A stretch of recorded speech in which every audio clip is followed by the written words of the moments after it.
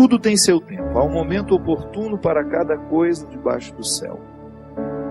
Tempo de nascer, tempo de morrer, tempo de plantar, tempo de arrancar o que foi plantado, tempo de matar, tempo de curar, tempo de destruir, tempo de construir, tempo de chorar, tempo de rir, de lamentar, de dançar, tempo de espalhar pedras e tempo de as ajuntar, tempo de abraçar e tempo de afastar-se dos braços, tempo de procurar, tempo de perder, tempo de guardar, tempo de jogar fora, tempo de rasgar e tempo de costurar, tempo de calar e tempo de falar, tempo do amor, tempo do ódio, tempo da guerra, tempo da paz.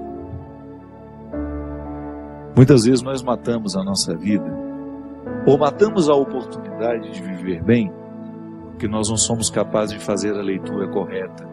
O que o tempo está nos pedindo? Cada dia o tempo vai nos pedir alguma coisa. E é esse olhar atento que vai dando a gente essa condição, essa clareza de perceber o que de fato hoje grita pelo meu nome. Qual é a realidade hoje que é inadiável? Às vezes nós somos tão negligentes na percepção disso, que às vezes nós desperdiçamos um mês, um ano, 10, 20, colocando o nosso empenho numa realidade que nem era para aquele momento.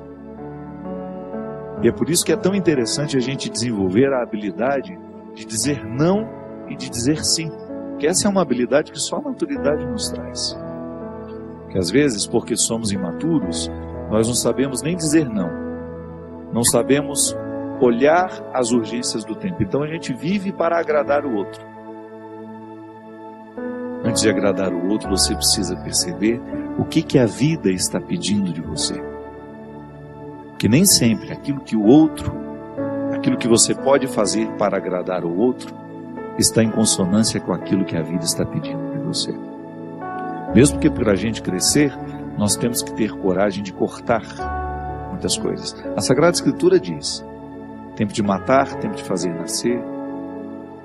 Tudo depende da percepção para olhar o momento presente e descobrir o que de fato merece o nosso empenho. Quantas vezes eu na minha vida me empenhei no lugar errado, na questão errada, e depois não tem como ser feliz, sabendo que o meu empenho não foi onde deveria ter me empenhado. Não há possibilidade de eu me sentir realizado, de sentir-me bem com as minhas escolhas, porque o que vai fazer com que eu me sinta bem é olhar para o contexto das minhas escolhas e ficar confortável com aquilo que foi escolhido. Nós estamos muito estranhos a nós. Não é estranho com o outro, não. É estranho a nós mesmos. Eu preciso colocar alma em tudo aquilo que sou eu, até na casa onde eu moro. Eu sempre saio de casa, e agora eu fiquei 17 dias fora de casa, e a vida tem me ensinado que a casa não é um aglomerado de paredes. A casa é um sentimento que me ocorre. Não é só uma construção material. Quando eu entro dentro daquelas paredes que eu construí com o meu trabalho, ali eu identifico a alma que me sustenta. É um sentimento que me ocorre. Quando a gente abre a porta da casa, quando a gente entra, é um sentimento bom que nos ocorre. Isso é alma. É quando a matéria está plena de significados. É quando a gente começa a atribuir um significado que ultrapassa as paredes, os móveis, o jardim, o portão de entrada. E é interessante que a qualidade da nossa vida depende e está intimamente ligada à nossa capacidade de depositar a alma nas coisas. Eu não estou falando dessa alma, do significado mais profundo da nossa vida, dessa dimensão espiritual que me conecta com a eternidade. Não. Eu estou falando de tudo aquilo que vive e que faz sentido à matéria. Traz sentido àquilo que é material. Então a gente usa de maneira inadequada o termo alma. Perceber que os meus objetos estão perpassados por um significado que ultrapassa a matéria. Como dizia Rubem Alves, né? Existem coisas que são mais que coisas, são coisas que nos fazem lembrar. Isso é, virar um sacramental. Da mesma maneira como eu trago uma lembrancinha da viagem, aquilo é para mim apenas um sacramental de alguma coisa que foi boa, que foi vivida, que foi experimentada, que me fez bem. Na minha oportunidade de colocar alma neste corpo, nessa oportunidade única que eu tenho de viver diariamente bem a minha vida e assim inflar ar em tudo isso, da mesma maneira como eu percebo essa outra alma da minha casa quando chego de um sentimento que me ocorre,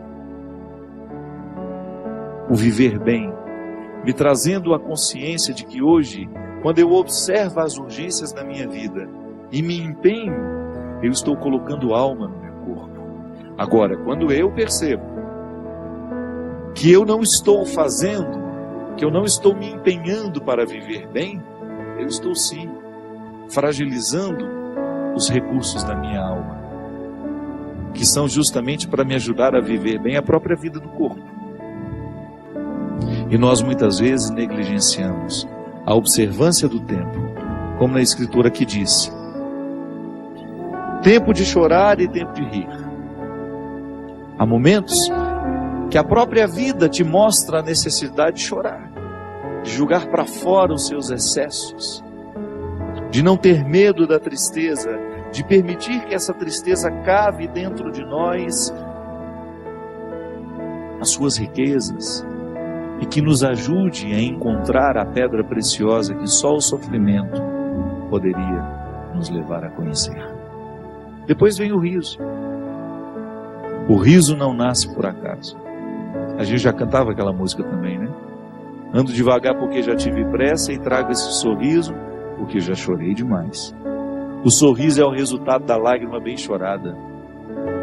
O sorriso é o resultado final de um processo de luta que nós estabelecemos, de observar dia a dia qual é o empenho que aquele dia me pede, o que hoje eu preciso fazer para ter o direito do sorriso amanhã. E é bom, você sabe por quê? Porque à medida em que nós estamos passando o perrengue, sabendo que ele será construtivo, já nascem pequenos sorrisos ao longo desse processo. Quando a gente fala de um sorriso final, é apenas a metáfora de um processo bem feito, bem vivido. Tempo de abraçar, tempo de se afastar. Quanto sofrimento, né? Em perceber o distanciamento como necessário ao crescimento do outro. É aquele filho que vai embora para estudar. Não dá para reter filhos. Por isso que é tempo de abraçar, é tempo de cuidar, é tempo de estar junto. E vai chegar um momento em que esse afastamento será necessário para o próprio curso da vida. Depois volta. Mas no primeiro momento a gente precisa do distanciamento. É a urgência do dia. Chegou a época, é preciso estudar, é preciso buscar um futuro fora daqui. Quando nós observamos o movimento do tempo e as suas urgências, a gente entra dentro do contexto de uma sabedoria irrenunciável à nossa realização humana. Tempo de rasgar, tempo de costurar. Se a gente não tem coragem, muitas vezes, de rasgar algumas realidades, depois jamais conseguiremos viver a libertação dela. Muitas vezes, nós lamentamos perder, e quando na verdade a gente vai observar aquilo que a gente perdeu, não foi perda, foi libertação. Quantos relacionamentos precisam ser rasgados para que depois eles sejam costurados do jeito certo? Fazer cair por terra todas as ilusões que nós temos do outro, ou todas as pretensões que nós julgamos em cima do outro. Não, o outro não tem que corresponder às minhas expectativas. O outro tem que ser ele. Nós precisamos viver o enfrentamento. O enfrentamento que depois vai provocar uma libertação em nós. A vida sempre vai pedir de nós calma, paciência, porque com pressa nós passamos por cima de todas essas necessidades e não somos capazes de reconhecê-las. Que às vezes a vida não está dando certo é porque você nem sabe exatamente o que você está precisando. Às vezes nós ficamos tão aflitos, tão angustiados, e não sabemos por quê. Faltou chegar ao ponto-chave, onde de fato está iniciando o conflito. Paciência, né? A gente não tem paciência nem para descobrir o que está nos angustiando. É a nossa pressa, é a vida estranha que nós vamos viver.